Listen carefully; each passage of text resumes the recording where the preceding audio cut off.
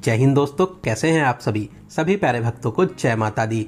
दोस्तों, आज के इस खास और इन्फॉर्मेटिव वीडियो में मैं आपको माता रानी के बहुत ही शक्तिशाली और दिव्य दरबार कामाख्या देवी में दर्शन और यात्रा की संपूर्ण जानकारी देने वाला हूं। अगर आप भी मां कामाख्या देवी जी के दर्शन करने की प्लानिंग बना रहे हैं तो ये वीडियो आपकी बहुत हेल्प करेगा।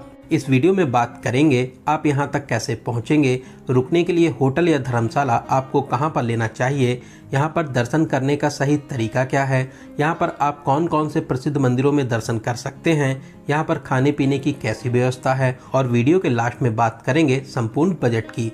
तो इस पावन यात्रा और दर्शन की A to Z complete information के लिए वीडियो को एक बार पूरा जरूर देखें, जिससे आपको यात्रा से रिलेटेड हर एक छोटी बड़ी जानकारी बहुत ही अच्छे से मिल सके। तो चलिए फिर माता रानी का नाम लेके शुरू करते हैं आज की इस पावन यात्रा को। दोस्तों, कमेंट बॉक्स में जय माता दी जरूर लिखें। दोस्तों, माता रानी का ये चमत्कारिक और अलौकिक दरबार 51 शक्तिपीठों में से सबसे शक्तिशाली मंदिर माना जाता है। यहाँ पर माता सती की योनि गिरी थी, इसी कारण से इस मंदिर में माता की योनि की पूजा होती है। साथ ही तंत्र मंत्र और योग साधना का ये एक प्रसिद्ध स्थान भी माना जाता है। पूरे ही साल करोड़ों भक्त यहाँ पर दर्शन करने के लिए आते हैं। ये पावन धाम असम राज्य के गुवाहाटी से लगभग 10 किलोमीटर दूरी पर निमांचल पर्वत पर स्थापित है। तो चलिए फिर वीडियो में आगे बढ़ते हैं और एकदम शुरू से शुरू करते हैं और जानते हैं कि आप यहाँ तक कैसे पहुँचेंगे।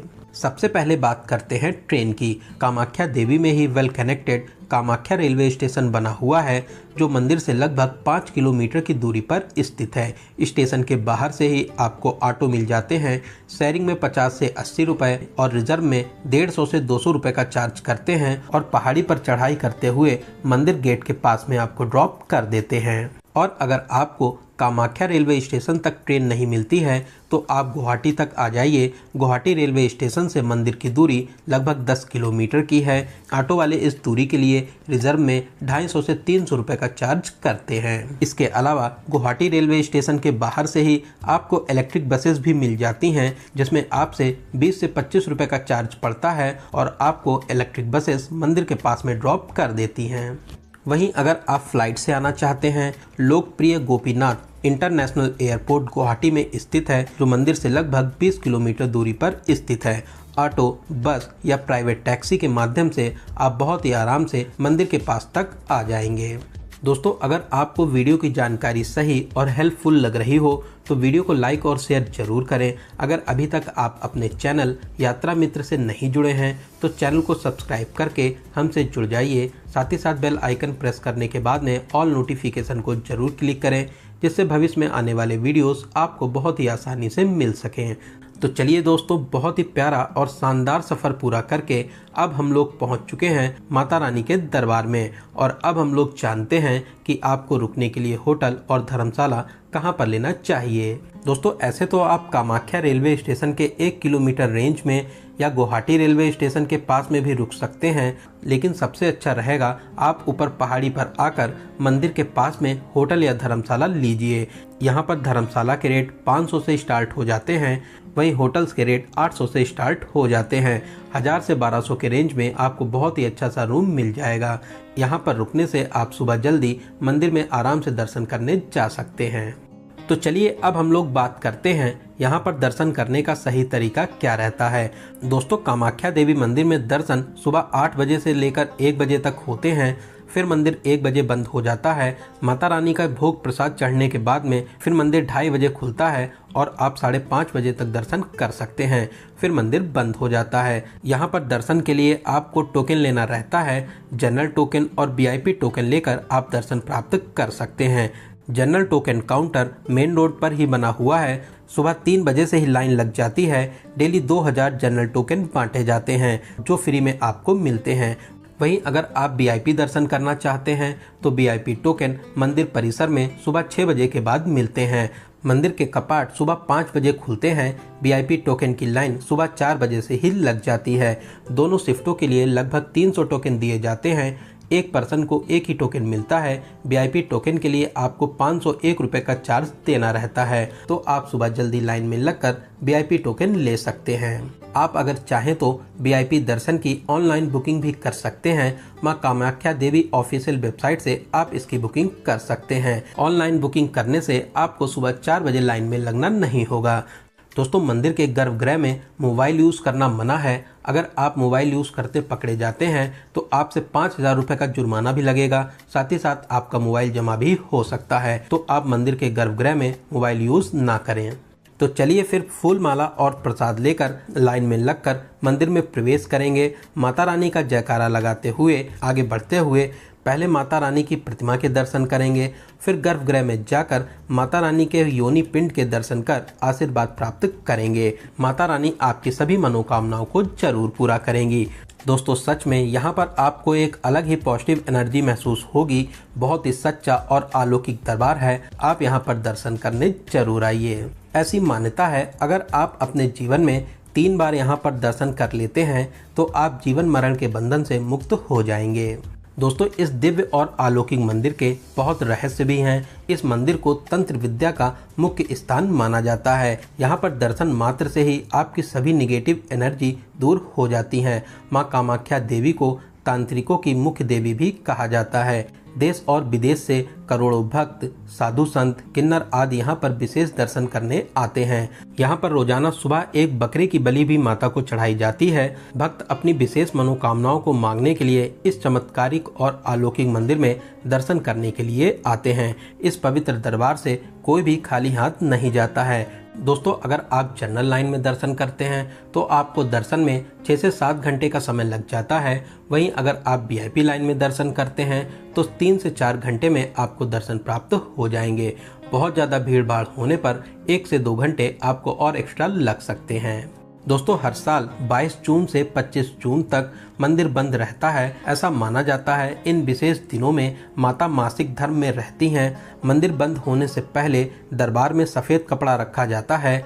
इन 3 दिनों में लाल रंग का हो जाता है। इस पवित्र कपड़े को अम्बुबाची वस्त्र कहते हैं। इसी अम्बुबाची वस्त्र को भक्तों को प्रसाद स्वरूप दिया जाता है। 22 जून से 25 जून तक यहाँ पर विशाल अम्बुबाची मेले का आयोजन होता है। इस मेले में करोड़ों भक्त शामिल होते हैं। इन दिनों में यहाँ की नदियों का रंग भी लाल हो जाता है।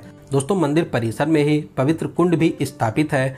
आप जल आचमन कर खुद को पवित्र कर सकते हैं या आप अगर चाहें तो यहाँ पर स्नान भी कर सकते हैं। इस पवित्र जल के आचमन से बहुत से रोगों से मुक्ति मिलती है। दोस्तों, शाम को 7:30 बजे यहाँ पर आरती का आयोजन भी होता है। आप आरती में शामिल जरूर होइए। साथ ही साथ आप यहाँ पर अन्य महाप्रसाद भी ग्रहण कर सकते हैं। मंदिर मार्ग पर ही अन्य सेवा केंद्र बना हुआ है, जहां से आप फ्री में टोकन लेकर 12 बजे से 3:30 बजे के बीच में महाप्रसाद को ग्रहण कर सकते हैं। तो चलिए, माता रानी के दर्शन करने के बाद में अब हम लोग बात करते हैं आप यहाँ पर और कहाँ दर्शन प्राप्त कर सकते हैं।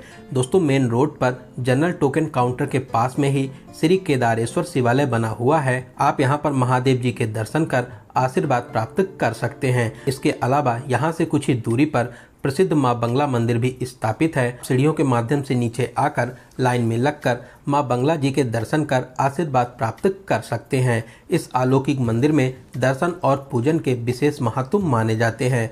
बहुत ही प्रसिद्ध और अलौकिक दरबार है। आप यहाँ पर भी दर्शन करने जरूर आइए। इसके अलावा आप श्री उमानंद मंदिर में भी दर्शन करने जा सकते हैं, जो ब्रह्मपुत्र नदी में टापू पर स्थापित है, जो कामाख्या मंदिर से लगभग 8 किलोमीटर की दूरी पर स्थित है। ऑटो या टैक्सी के माध्यम से नदी के पास तक जा सकते हैं। फिर उसके बाद में फेरी या नाव के माध्यम से आप मंदिर तक पहुंच जाएंगे। बहुत ही प्यारा और अलौकिक मंदिर बना हुआ है। ऐसा माना जाता है यहाँ पर महाभैरव जी के दर्शन करने के बाद ही माँ कामाख्या देवी की यात्रा पूरी मानी जाती है। तो आप यहाँ पर भी दर्शन करने जरूर आइए। इसके अलावा आप श्री उमापति मंदिर में भी दर्शन करने जा सकते हैं। इसके अलावा कामाख्या देवी में और भी बहुत से छोटे बड़े मंदिर स्थापित हैं। आप अपने टूर प्लान के हिसाब से इन मंदिरों में दर्शन प्राप्त कर सकते हैं। तो चलिए बात करते हैं यहाँ पर खाने पीने की कैसी व्यवस्था है। दोस्तों, यहाँ पर आपको बहुत ही शुद्ध और शाकाहारी भोजन मिलता है। यहाँ पर आपको खाने पीने की कोई भी प्रॉब्लम नहीं होगी। नॉर्मल बजट में आप आराम से यहाँ पर खाना पीना कर सकते हैं। बात करें यहाँ पर आने का सबसे अच्छा समय कौन सा रहता है, दोस्तों ऐसे तो आप पूरे साल कभी भी यहाँ पर दर्शन करने आ सकते हैं। नवरात्रि में यहाँ पर रिकॉर्ड तोड़ भीड़ होती है। यहाँ पर आने का सबसे अच्छा समय सितंबर से अप्रैल तक का माना जाता है। जुलाई और अगस्त में यहाँ पर बहुत ज़्यादा बारिश होती है, तो आप अगर चाहें तो इस टाइम को स्किप भी कर सकते हैं। बात करें आपको यहाँ पर कितने दिनों का टूर प्लान बनाना चाहिए, तो यहाँ पर एक नाइट का स्टे इनफ रहता है। अगर आप चाहें तो 3 डेज और 2 नाइट का प्लान भी बना सकते हैं। चलिए अब हम लोग बात करते हैं सबसे ज़रूरी क्वेश्चन बजट की। कितने बजट में आप इस पावन यात्रा को पूरा कर लेंगे। अगर आप यहाँ पर एक नाइट का स्टे करते हैं तो आप 2500 से 3000 प्लस ट्रेन टिकट पर पर्सन के बजट में बहुत ही अच्छे तरीके से इस पावन यात्रा को पूरा कर लेंगे। वहीं अगर आप 3 डेज और 2 नाइट का प्लान बनाते हैं तो 3000 से 4000 प्लस ट्रेन टिकट, इतने बजट में आप इस पावन यात्रा को बहुत ही अच्छे तरीके से पूरा कर लेंगे।